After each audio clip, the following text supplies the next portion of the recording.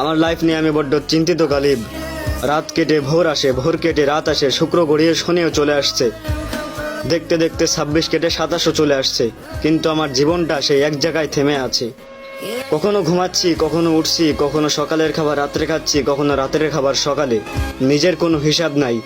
মাথার মধ্যে দিন রাত শুধু একটাই চিন্তা চক্কর দেয়, কিভাবে ফ্যামিলির মুখে হাসি ফুটাবো। কানে আজানের শব্দ ঠিকই ভেতরে ঢুকছে, মনটাও চাই সেজদায় গিয়ে শান্ত হই, কিন্তু মাথার উপর চেপে বসা কঠিন দুশ্চিন্তায় পা দুটো যেন থমকে যায়। বাস্তবতা বড্ড কঠিন ভাই। তুমি রাতের পর রাত জেগে কার জন্য কান্না করছো, কতটা অনিশ্চয়তা দিন কাটাচ্ছ, এসব শোনার বা দেখার কারোর সময় নেই।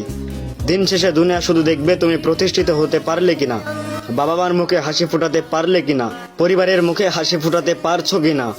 পরিবারের হাসি মুখটার চেয়ে বড় কোনো স্বপ্ন আমার নেই, আর সেই স্বপ্ন পূরণ করার জন্য এই জীবন যুদ্ধে আমাকে জিততেই হবে।